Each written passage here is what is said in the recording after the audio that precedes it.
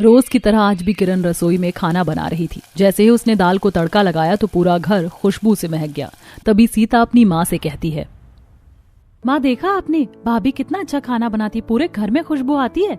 हाँ हाँ बेटा, वैसे आज तुझे देखने जो मेहमान आ रहे हैं उन्हें खाना पसंद आ जाए और तू भी पसंद आ जाए, बस मैं तेरी जल्दी से शादी कर दूंगी। थोड़ी देर बाद लड़के वाले आ जाते हैं। सीता उनके सामने चाय लेकर आती है। वह सीता को देखकर उसे पसंद कर लेते हैं और उन्हें किरण के हाथों का खाना तो बहुत पसंद आता है, लेकिन फिर वो इतना दहेज मांग लेते हैं कि करुणा उन्हें मना कर देती है। फिर वो लोग चले जाते हैं। करुणा आज भी उदास होकर अपने कमरे में बैठी हुई थी। तभी विवेक फैक्ट्री से आता है और कहता है, क्या हुआ माँ, तुम उदास क्यों हो? भैया आपको पता है आज माँ सुबह से ही बहुत ज्यादा उदास है। हाँ लेकिन क्यों? आज सीता को कुछ लोग देखने के लिए आए थे, लेकिन दहेज की वजह से उन्होंने रिश्ते के लिए मना कर दिया, बस इसीलिए माँ जी उदास हैं। आपको कितनी बार कहा है कि चिंता करने की कोई जरूरत नहीं है। हमारी सीता के लिए बहुत अच्छा रिश्ता आएगा और मैं अपनी सीता की शादी बहुत अच्छी तरह से करूंगा। हाँ बेटा, अगर तेरे पापा होते तो अकेले तुझ पर इतना बोझ नहीं होता। अकेला तू क्या क्या करेगा बेटा, तुझे घर का खर्च भी तो चलाना होता है। ऐसे ही समय बीत रहा था। एक दिन सीता के लिए एक बहुत अच्छा रिश्ता आया। लड़का गवर्नमेंट जॉब में था। उन लोगों ने सीता को पसंद कर लिया। उसके बाद लड़के की माँ कहती है, अच्छा बहन जी, आपकी बेटी सुंदर है और हमें बहुत पसंद भी है, लेकिन आप तो जानती हैं कि आजकल बेटी की शादी करने में बहुत पैसा लगता है। हमने भी अपने बेटे को इंजीनियरिंग पढ़ाई तो कम से कम एक बाइक तो देंगे ना आप, और 3-4 लाख कैश तो आजकल कोई बड़ी बात नहीं है। बाकी आपको जो दहेज लगे वो दे देना, और रही बात कार की तो वो खुद ही खरीद लेगा। बहन जी, हम तो बहुत गरीब लोग हैं, हमारे पास सिर्फ बेटी है, इसके सिवा कुछ नहीं। यदि आप मेरी बेटी को देखकर रिश्ता करना चाहती हैं तो कर लीजिए। देखिए बहन जी, ऐसा तो नहीं होता, लेकिन आपकी गरीबी देखकर मैं इतना कर सकती हूँ कि आप मुझे बाइक मत देना, लेकिन बाकी चीजें तो आपको देना ही पड़ेगा, वरना अच्छा लड़का कैसे मिलेगा। अब मैं चलती हूँ, आप सोच समझकर बता दीजिएगा। ऐसा कहकर लड़के वाले उठकर चले जाते हैं। करुणा बहुत दुखी हो जाती है और वो अपने बेटे से कहती है, बेटा तू रुक, मैं अभी आती हूँ। अब करुणा अंदर जाती है और थोड़ी देर बाद वह अपने हाथों में एक पोटली लेकर बाहर आती है और उस पोटली को सभी के सामने खोल कर रख देती है, जिसमें बहुत सारी पुरानी चांदी होती है। करुणा सभी लोगों से कहती है, देखो बच्चों, ये मेरी चांदी है जो मेरी सास ने मुझे दी थी और मेरे मायके वालों ने दिए थे। हम सारी चांदी को बेच देते हैं और उन्हीं पैसों से हम दहेज का इंतजाम कर लेते हैं। माँ जी, बुरा मत मानिएगा, लेकिन अगर आप इन सारी चांदी को बेच देंगी और इन पैसों से दहेज का इंतजाम कर भी लें तो भी हम मेहमानों का खाना और बाकी के खर्चे कहाँ से लाएंगे? हाँ माँ, भाभी सही कहती हैं, हमें किसी भी लालची घर में अपनी बहन की शादी नहीं करनी है। और माँ, आप ही तो कहती हो ना कि रिश्ते संजोग से बनते हैं, तो मेरे भाग्य में जो रिश्ता होगा वो मुझे मिल जाएगा। आप इतनी चिंता क्यों करती हैं? करुणा उन लोगों की बात मान लेती है और लड़के की माँ को फोन करके मना कर देती है। ऐसे ही और भी कई रिश्ते उनकी गरीबी की वजह से कैंसिल हो गए थे। ठंड का मौसम शुरू हो चुका था। आज किरण करुणा के पास आकर कहती है, माँ जी, आज कितनी ठंड लग रही है ना। मैं सोच रही थी कि ठंड के मौसम में मक्के की रोटी और सरसों का साग बहुत अच्छा लगता है, तो आप कहें तो मैं बना लूं। वैसे तो तू जो भी खाना बनाती है बड़ा ही स्वाद लगता है, लेकिन अगर तुझे मक्के की रोटी और सरसों का साग बनाने का मन है तो तू बना ले। अब किरण रसोई में जाती है। पहले तो वो सरसों का साग धोती है और उसे तड़का देकर बघार देती है। पूरे घर में खुशबू फैल जाती है। उसके बाद में वह दाल चढ़ाती है और मक्के का आटा गूंथने लगती है। तभी पड़ोसन शोभा करुणा के पास आती है और कहती है, करुणा, जब से ठंड बढ़ी है तब से तो तू बाहर दिखाई नहीं देती। हाँ शोभा, शाम को मेरे घुटनों में दर्द रहता है, इसीलिए ठंड में बाहर ही नहीं आती। तेरी रसोई से तो बहुत अच्छी खुशबू आ रही, क्या बना रही तेरी बहू? शोभा, जब तू आई है तो खाना खाकर ही जाना। थोड़ी देर बाद किरण सभी के लिए खाना लगा देती है। सभी लोग खाना खाने लगते हैं। शोभा खाना खाकर कहती है, करुणा, तेरी बहू तो साक्षात अन्नपूर्णा है। इतना स्वादिष्ट खाना बनाती है, तेरे घर का खाना खाने के बाद कई दिन तक याद रहता है। ऐसा स्वादिष्ट खाना बनाने वाली बहू मिलना भी बड़ी किस्मत की बात है। शोभा के मुंह से किरण की तारीफ सुनकर सभी लोग खुश हो जाते हैं, तो वहीं किरण भी शर्मा जाती है। सभी के खाना खाने के बाद किरण बर्तन लेकर रसोई में पहुंचती है और बर्तन धोते हुए वह कांप जाती है और अपने आप से कहती है, हे भगवान, ठंड इतनी बढ़ रही है कि रुकने का नाम ही नहीं ले रही। सोचा था विवेक जी को इस बार पेमेंट मिलेगी तो मैं घर में गीजर लगवा लूंगी, कम से कम गर्म पानी ही मिलेगा, लेकिन सीता के लिए इतने रिश्ते आ गए कि सारे पैसे ही खर्च हो गए। वो बर्तन धोकर रसोई की सफाई करती है और अपने कमरे में जाकर आराम करती है। तभी विवेक उससे कहता है, आ गई किरण तुम काम खत्म करके? हाँ जी, ठंड इतनी लग रही है कि मुझे काम करते हुए समय लग गया। वैसे बताइए क्या बात है? दरअसल किरण तुम तो जानती हो कि ठंड के मौसम में दिन कितने छोटे होते हैं, काम ही नहीं हो पाता। और अभी अभी हमारा नया मैनेजर आया है तो वो खाने के लिए घर आने की छुट्टी ही नहीं देता है। इसलिए मैंने सोचा है कि कल से मैं लंच ले जाऊंगा तो तुम मेरा टिफिन बना देना। हाँ हाँ, आप क्यों चिंता करते हैं, कल से मैं आपको लंच बनाकर दे दूंगी। आपको खाने के लिए घर आने की जरूरत नहीं पड़ेगी। अगले दिन सुबह किरण जल्दी उठती है और रसोई में पहुंचती है। रसोई काफी ठंडी थी। किरण अपना शॉल ठीक करते हुए अपने आप से कहती है, हे भगवान, सुबह सुबह तो रसोई बिल्कुल बर्फ की तरह ठंडी है। अगर मैंने नल चालू करके काम करना शुरू किया तो मेरे हाथों में खून ही ना जम जाए, लेकिन क्या करूँ, करना तो पड़ेगा। इन्हें लंच बॉक्स दो देना है। अब किरण रसोई में आती है और 2-3 प्रकार की सब्जियां निकालकर सभी को धोकर काट लेती है और तड़का लगाकर साथ में कुछ मसाले डालकर मिक्स वेज बना देती है। साथ ही उसने टमाटर की चटनी, गरम गरम चावल और अंत में रोटियां भी बनाई। खाना तैयार करने के बाद वह अपने आप से कहती है, इतना अच्छा खाना बनाया है मैंने, लेकिन ये खाना फैक्ट्री जाते जाते तो ठंडा हो जाएगा। अरे हाँ, याद आया, मुझे दहेज में एक थर्मस वाला टिफिन मिला था। ऐसा करती हूँ, खाना उसी में रख देती हूँ ताकि दोपहर तक खाना गर्म रहे। ऐसा सोचकर किरण टिफिन निकालती है और उसमें खाना भर देती है। तब तक सभी लोग खाने की टेबल पर आ जाते हैं। किरण सभी लोगों के लिए खाना लगाती है और सभी लोग साथ मिलकर खाना खाते हैं। तब किरण लंच बॉक्स विवेक को देते हुए कहती है, विवेक, ये लीजिए, मैंने आपका लंच बॉक्स तैयार कर दिया है। आप इसे लेकर जाइए और खाना खा लीजिएगा, बचाकर मत लाइएगा। विवेक लंच बॉक्स लेकर फैक्ट्री चला जाता है। फैक्ट्री में काम करने के बाद दोपहर में लंच टाइम में विवेक अपने दोस्तों के साथ बैठकर अपना लंच बॉक्स खोल रहा था। तभी कमल कहता है, विवेक, तेरे लंच बॉक्स से तो बड़ी अच्छी खुशबू आ रही है। मेरा भी मन कर रहा है कि तेरे लंच बॉक्स से थोड़ा सा खाना खा लूं। मैं खा लूं क्या? अरे हाँ हाँ कमल, क्यों नहीं, मेरी पत्नी ने खाना थोड़ा ज्यादा ही रखा है, मैं तुम सबको भी थोड़ा थोड़ा देता हूँ। विवेक अपना लंच बॉक्स खोलता है तो उसका खाना काफी गर्म था। ये देखकर सभी के मुंह में पानी आ जाता है और तरुण कहता है, यार विवेक, ठंडी में गरम गरम खाना खाकर देखकर तो मजा ही आ गया। विवेक ने सभी को अपना खाना दिया और खुद भी खाया। सभी लोग ने विवेक का खाना खाकर बहुत तारीफ की। फिर कमल कहता है, यार कुछ भी कहो विवेक, लेकिन भाभी के हाथों में स्वाद का जादू है। इतना स्वादिष्ट खाना तो मैंने आज से पहले कभी नहीं खाया।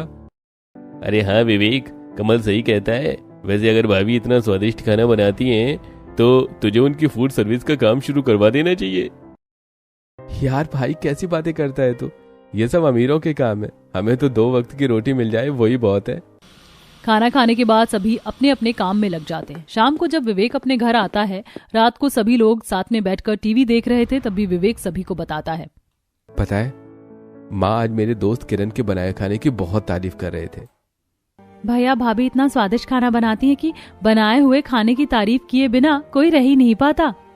मेरे दोस्त कह रहे थे कि मुझे किरण की लंच बॉक्स सर्विस स्टार्ट करवा देना चाहिए, उसमें अच्छे खासे पैसे की आमदनी होती है। अरे हाँ भैया, आपके दोस्त बिल्कुल सही कहते हैं। ये तो हमने कभी सोचा ही नहीं, हमें इस बारे में सोचना चाहिए।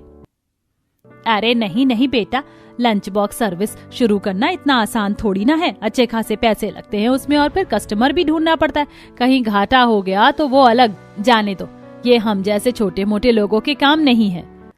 वो लोग बातें ही कर रहे थे, तभी किरण कहती है, माँ जी आज ठंड कितनी ज्यादा है, मुझे तो नींद आ रही है। चलिए अब सो जाते हैं सब, वैसे भी सुबह जल्दी उठना पड़ता है। फिर सभी अपने कमरे में जाकर सो जाते हैं। ऐसे ही कुछ दिन और बीत जाते हैं। एक दिन दोपहर में दरवाजे पर कोई नॉक करता है तो किरण जाकर दरवाजा खोलती है और वह दरवाजे पर अपनी सहेली नम्रता को देखकर चौंक जाती है और कहती है, नम्रता, तू यहाँ? ऐसा कहकर किरण नम्रता को गले लगा लेती है। फिर वह अपने घर में उसे सबसे मिलवाती है और कहती है, माँ जी, ये मेरी स्कूल की फ्रेंड है नम्रता। हम दोनों ने बचपन में बहुत सारा समय साथ ही बिताया है। मेरी शादी में ये नहीं आ पाई थी क्योंकि ये मुंबई में रह रही थी। शादी के बाद आज मुझसे मिलने आई है। नम्रता बेटा, तुमसे मिलकर बहुत खुशी हुई। ऐसे ही आती जाती रहा करो, किरण का भी दिल लगा रहेगा। किरण बेटा, इसे अपने कमरे में ले जाओ और कुछ खिलाओ पिलाओ। किरण भाभी, आप नम्रता दीदी को लेकर रूम में बैठो, तब तक मैं आप लोगों के लिए चाय नाश्ता लेकर आती हूँ। अब किरण नम्रता को लेकर अपने रूम में जाती है और वह दोनों आपस में बातें करने लगती हैं। तभी सीता वहां पर चाय और नाश्ता लेकर आ जाती है और कहती है, नम्रता दीदी, मैं किरण भाभी के जितना अच्छा तो नहीं बना सकती, लेकिन फिर भी मैंने अच्छे पकौड़े बनाए हैं, खा लीजिए और चाय भी पी लीजिए। अच्छा आप लोग बातें करिए, मैं बाहर बैठी हूँ। ऐसा कहकर सीता वहाँ से चली जाती है और नम्रता किरण से कहती है, किरण तेरी नंद तो बहुत सुंदर है, इसकी शादी के बारे में नहीं सोचा? यार बहुत सारे रिश्ते आए सीता के लिए, लेकिन लड़के वाले दहेज मांगते और मेरे ससुराल वाले इतने अमीर नहीं कि दहेज दे सके, बस इसीलिए बात कहीं जम नहीं रही। यार किरण, तू इतना अच्छा खाना बनाती है कि तू चाहे तो फूड बिजनेस स्टार्ट कर सकती है, फिर तू क्यों नहीं स्टार्ट करती? यार ये बात तो मुझे मेरे पति ने भी कही थी, लेकिन बिजनेस स्टार्ट करने के लिए कुछ पैसे भी तो होने चाहिए और फिर कस्टमर भी तो चाहिए ना। तुझे तो पता है कि मैं किसी को जानती ही नहीं, भला मैं बिजनेस कैसे करूं? और अगर मैं तुझसे कहूं कि मैं तुझे पैसे और कस्टमर दोनों देती हूं तो? क्या तू सच कह रही है? फिर तो पक्का मैं अपना बिजनेस स्टार्ट करूंगी। देख यार, मैं जिस ऑफिस में काम करती हूँ वहां के वर्कर्स को लंच की जरूरत होती है। आखिर यहाँ वहां से खाना ऑर्डर करते हैं वो। जब मैं उन्हें तेरे बारे में बताऊंगी और उन्हें इतना अच्छा खाना मिलेगा तो वो तुझसे ही लेंगे। हाँ यार, फिर तो बहुत अच्छा हो जाएगा। तो तू ऐसा करना कि कल एक सैंपल टिफिन बना कर ले आना, मैं तुझे उन सब से मिलवा भी दूंगी और तेरी लंच बॉक्स की बात भी करवा दूंगी, और हाँ तुझे एडवांस भी दिलवा दूंगी ताकि तुझे किसी भी प्रकार की प्रॉब्लम ना हो। नम्रता ऐसा कहकर चली जाती है। रात को जब विवेक घर आता है तो किरण उसे सारी बातें बताती है। ये सुनकर विवेक बहुत खुश हो जाता है और कहता है, ठीक है किरण, तो कल मैं फैक्ट्री से छुट्टी ले लेता हूँ और तुम्हारे साथ नम्रता के ऑफिस चलेंगे और तुम्हारे खाने का सैंपल देंगे। अगले दिन विवेक फैक्ट्री से छुट्टी ले लेता है और किरण को लेकर नम्रता के ऑफिस जाता है। अभी लंच टाइम था और किरण के हाथ में लंच बॉक्स था। नम्रता उसे देखकर कहती है, आओ आओ किरण, ऑफिस के साइड में ही एक लंच रूम है जहां पर सभी लोग बैठकर लंच करते हैं, चलो मैं तुम्हें वहां ले चलती हूँ। नम्रता किरण और विवेक को लेकर वहां पहुंचती है। वहां टेबल पर बैठी अदिति कह रही थी, टिफिन का खाना अच्छा नहीं होता, देखना इतनी पतली दाल है और सब्जी में तो नमक मिर्च का पता ही नहीं चलता। हाँ यार, ऐसा लगता है कि घर का खाना खाए तो जमाना ही बीत गया। अब तुम लोगों को घर के खाने को इतना याद नहीं करना पड़ेगा, इनसे मिलो, ये है किरण, ये बहुत ही अच्छा खाना बनाती है और ये फूड बिजनेस स्टार्ट कर रही है। किरण, इन लोगों को अपने खाने का सैंपल दो। किरण अपने हाथ में रखा हुआ लंच बॉक्स उनको दे देती है। फिर नम्रता कहती है, आप लोग इस खाने को टेस्ट कीजिए और अगर आपको पसंद आता है तो कल से ही आप किरण को ऑर्डर दे सकते हैं। बातें करने के बाद किरण और विवेक दोनों घर आ जाते हैं। अगले दिन नम्रता किरण को कॉल करके कहती है, किरण मेरे ऑफिस के सभी लोगों को तुम्हारे हाथ का बनाया हुआ खाना बहुत पसंद आया। इनफैक्ट वो तो तुम्हारे हाथों का बनाया हुआ खाना खाकर पागल ही हो गए। कल से तुम्हें उन सभी को लंच बॉक्स देना है और कुछ पैसे मैं तुम्हें एडवांस फोन पे कर रही हूँ। ये सुनकर किरण बहुत खुश हो जाती है और वह अपनी सास के पास आती है और सारी बातें बताते हुए कहती है, माँ जी, मेरा तो जैसे सपना पूरा हो गया। अब मैं खूब मेहनत करूंगी और सभी को लंच बना कर दूंगी। फिर जैसे जैसे पैसे आएंगे वैसे हमारी गरीबी दूर हो जाएगी और मैं अपनी दोनों नंदों की शादी बहुत धूमधाम से करूंगी। ये सुनकर सभी लोग बहुत खुश हो जाते हैं। तब काजल कहती है, वो तो ठीक है भाभी, लेकिन लंच बॉक्स देने के लिए हमें पैसे की जरूरत पड़ेगी जिससे हम लंच बॉक्स खरीद पाएं, बाकी की चीजें भी खरीद पाएं। हाँ काजल, नम्रता ने उन लोगों से लेकर मुझे कुछ तो एडवांस दिया है, लेकिन कुछ और पैसों की भी हमें जरूरत पड़ सकती है। वहां लोग बात ही कर रहे थे कि तभी करुणा अंदर जाती है और कुछ चांदी के गहने लाकर किरण को देते हुए कहती है, बेटा तू इन गहनों को बेचकर बाकी का सामान ले आ। नहीं नहीं माँ जी, मैं आपके गहने नहीं ले सकती, आपकी अमानत है। बेटा तू भी तो हमारे लिए ही इतना सब कुछ कर रही है ना, और मेरा भी तो कुछ फर्ज बनता है। चल अब इसे रख ले और मना मत करना।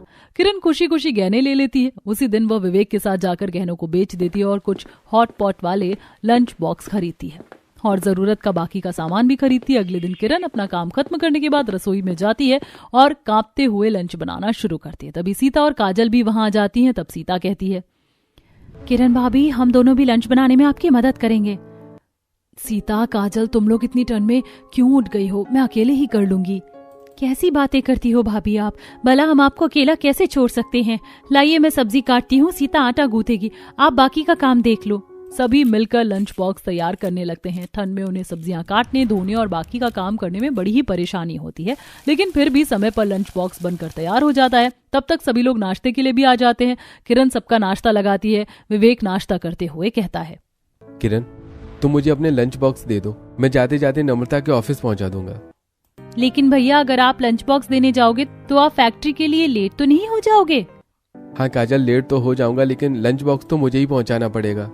नाश्ता करने के बाद विवेक सारे लंच बॉक्स को एक बैग में रखता है और ऑफिस की तरफ निकल पड़ता है। वह नम्रता के पास पहुंचकर लंच बॉक्स नम्रता को देते हुए कहता है, नम्रता ये रही लंच बॉक्स।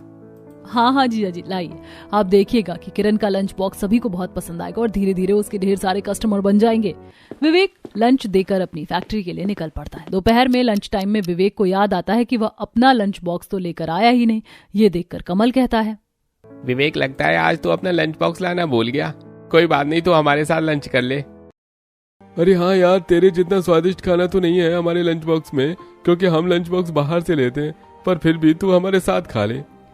ऐसा कहकर तरुण और कमल अपने लंच बॉक्स को विवेक के साथ शेयर करते हैं और खाना देखकर विवेक कहता है, यार तुम लोग लंच बॉक्स खरीदते हो, इसमें तो सब्जी बिल्कुल पानी की तरह बहुत पतली है। यार क्या करें, नौकरी करने के लिए तो हम यहाँ आए हैं। अब यहाँ घर का खाना कहाँ से मिलेगा? हमें जैसा मिलता है वैसा ही खरीद कर खाना पड़ता है। वे लोग बातें ही कर रहे थे कि तभी किरण वहां विवेक का लंच बॉक्स लेकर आ जाती है और ये सारी बातें सुनकर कहती है, भैया आप लोगों को इतना परेशान होने की कोई जरूरत नहीं है। अब मैंने फूड बिजनेस स्टार्ट कर दिया है, तो लंच बॉक्स आप किसी और से नहीं बल्कि मुझसे ही लीजिए। ये सुनकर सभी लोग बहुत खुश हो जाते हैं और तरुण विवेक से कहता है, विवेक तूने हमें ये बात बताई नहीं। यार आज से ही शुरू किया है और बस मैं तुम लोगों को बताने ही वाला था। अब किरण लंच बॉक्स विवेक को देकर वहां से चली जाती है। सभी लोग विवेक का लंच बॉक्स खाते हैं और लंच की बहुत तारीफ करते हैं। अगले दिन सभी लंच का ऑर्डर भी दे देते हैं। विवेक घर आता है और सभी को सारी बातें बताते हुए कहता है, किरण वैसे तो ठंड का मौसम है और ठंड में इतने सारे लोगों के लिए खाना बनाना बहुत मुश्किल है, इसलिए अगर तुम कहो तो मैं मना कर दूं। नहीं नहीं विवेक, उसकी कोई जरूरत नहीं है, मैं कर लूंगी। अगले दिन किरण सुबह 5 बजे ही उठकर रसोई में जाती है तो उसे बहुत ठंड लग रही थी। किरण अपने आप से कहती है, हे भगवान मुझे तो बहुत ठंड लग रही है, लेकिन काम तो करना होगा वरना भला लंच बॉक्स का बिजनेस आगे कैसे बढ़ेगा। यही सोचकर किरण सब्जियां उठाती है और उसे काटने लगती है। तब तक काजल और सीता भी वहां आ जाती हैं। तब काजल कहती है, भाभी कितनी ठंड पड़ रही है ना, बाहर तो कोहरा गिर रहा है। हाँ भाभी, मेरा भी उठने का बिल्कुल मन नहीं कर रहा था, लेकिन जैसे ही मुझे याद आया कि आज आपको इतने सारे लंच बॉक्स बनाना है तो हम दोनों उठकर यहाँ आ गए। अच्छा ही किया तुम दोनों आ गई, वरना इतना काम तो मुझसे शायद अकेले हो भी नहीं पाता। दीदी आप बात ही करती रहोगी या काम भी करोगी? भाभी मैं इन सब्जियों को धो लेती हूँ, आप बाकी की तैयारी कर लो। अब काजल सब्जियों को धोने के लिए नल के नीचे रखकर नल चालू करती है और हाथ लगाते ही वह कांपते हुए कहती है, बाप रे बाप, नल के पानी में तो ऐसा लग रहा है जैसे बर्फ जमी है। काजल नल के पानी का काम मैं कर लेती हूँ, तुम ऐसा करो कि दाल और चावल चढ़ा दो। अब किरण सब्जियां धोती है और फिर उन्हें एक बड़ी सी कढ़ाई में जीरे और लहसुन का तड़का देती है और फिर उसमें सारे मसाले भी डाल देती है। दूसरी तरफ सीता ने दाल और चावल चढ़ा दिया था, वहीं काजल आटा गूंथ रही थी। तीनों मिलकर रोटियां बनाती हैं और उसके बाद टिफिन पैक करती हैं। थोड़ी देर बाद विवेक और करुणा भी रसोई में आ जाते हैं। किरण सभी के लिए खाना परोसती है। सभी लोग खाना खाने लगते हैं। तब किरण कहती है, विवेक जी आज टिफिन थोड़े ज्यादा है तो मैं ऐसा करती हूँ कि माँ जी के साथ एक रिक्शा लेकर टिफिन पहुँचा देती हूँ, क्योंकि अगर तुम इतने सारे टिफिन पहुँचाओगे तो तुम्हें देर हो जाएगी। ठीक है किरण, तो मैं निकलता हूँ और तुम सारे लंच बॉक्स को समय पर पहुँचा देना।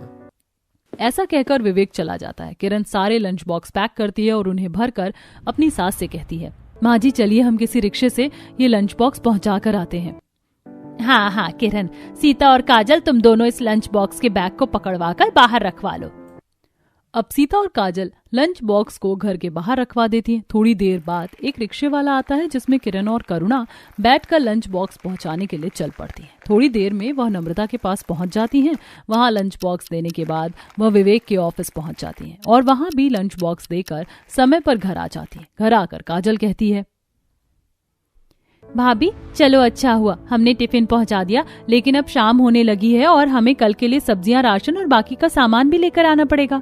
हाँ काजल, हम थोड़ी देर आराम कर लेते हैं, फिर मार्केट चलते हैं और वहां से सारा सामान लेकर आते हैं। बेटा ठंड का मौसम है तो तुम लोग जल्दी अपना काम करके लौट आना। जी माँ जी।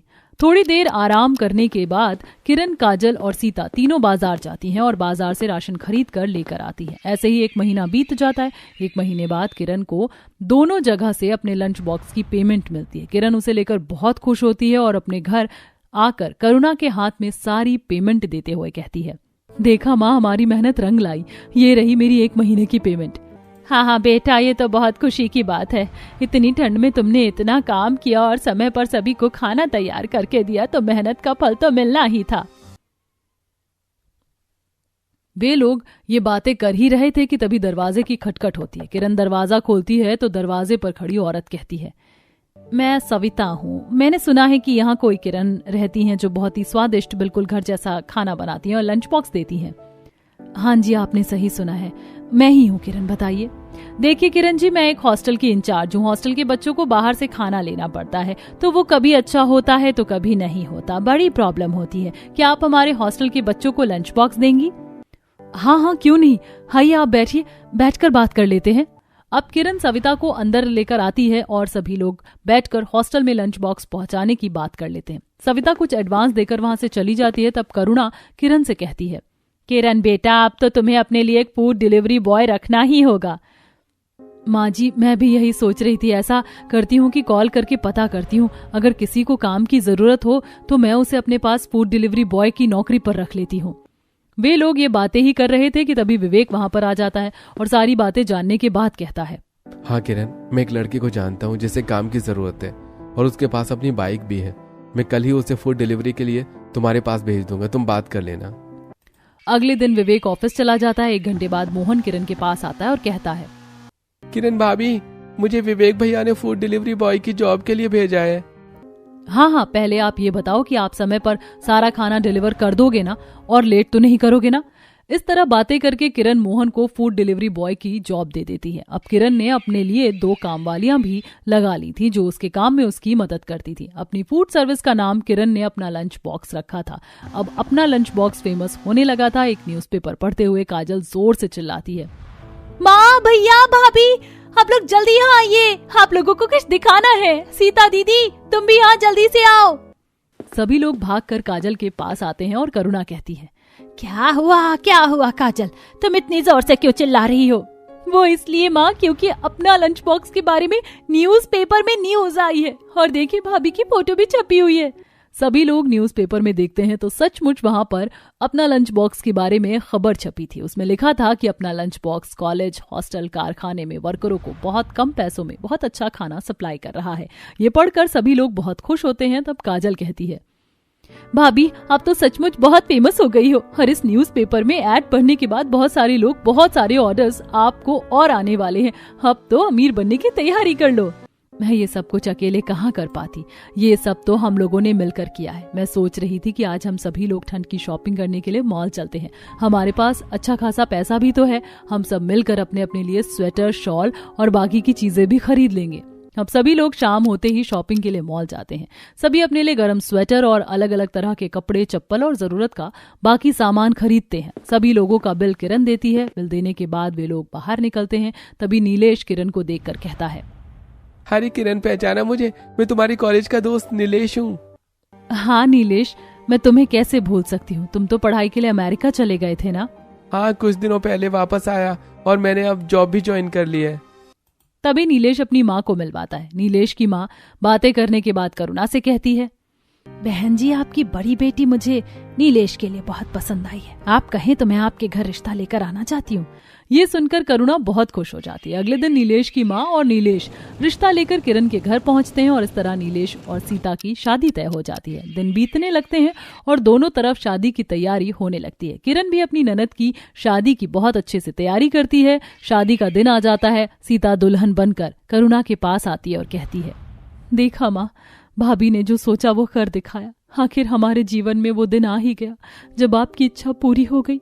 ये सुनकर करुणा की आंखों में आंसू आ जाते हैं। वो बड़े धूमधाम से सीता की शादी करके उसे विदा करती है। इस तरह किरण ने अपने लंच बॉक्स सर्विस से न केवल अपना बल्कि अपने परिवार वालों का भी जीवन बदल दिया।